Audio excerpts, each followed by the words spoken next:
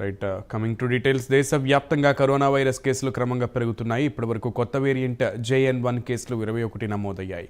Corona కేసులు పెరుగుతున్న నేపథ్యంలో ఇప్పటికే రాష్ట్రాలను అప్రమత్తం చేసింది కేంద్ర ప్రభుత్వం. కరోనా టెస్టులు పెంచాలని సూచించింది. తగిన జాగ్రత్తలు తీసుకోవాలని తెలిపింది.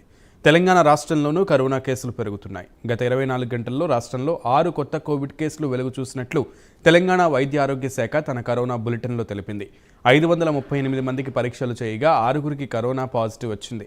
ఇంకా పెండింగ్లో 42 మంది రిపోర్ట్స్ ఉన్నాయి. రాష్ట్రంలో మొత్తం 14 మంది కరోనా బారిన పడి చికిత్స పొందుతున్నట్లు తెలిపింది.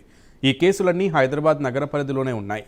ఈ నేపథ్యంలో ప్రజలు తగిన జాగ్రత్తలు తీసుకోవాలని తెలంగాణ వైద్య ఆరోగ్య శాఖ సూచించింది.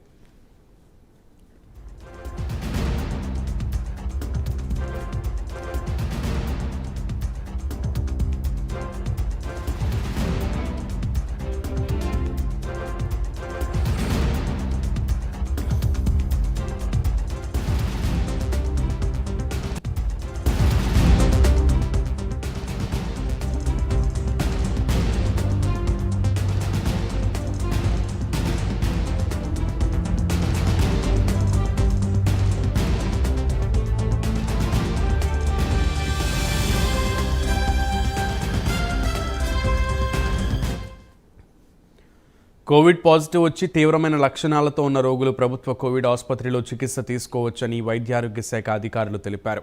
ప్రభుత్వం కరోనా పరీక్షలు, రోగులకు అవసరమైన సదుపాయాలను అందించేందుకు సిద్ధంగా ఉన్నట్లు చెప్పింది. దేశవ్యాప్తంగా కొత్త ఒమిక్రాన్ వేరియంట్ JN1 విస్తరిస్తున్న నేపథ్యంలో ప్రతి ఒక్కరూ అప్రమత్తంగా ఉండాలని, ప్రతి ఒక్కరూ ముఖానికి మాస్క్ ధరించడం, భౌతిక దూరం పాటించడం, శానిటైజ్ చేసుకోవడం లాంటివి చేయాలని సూచించింది.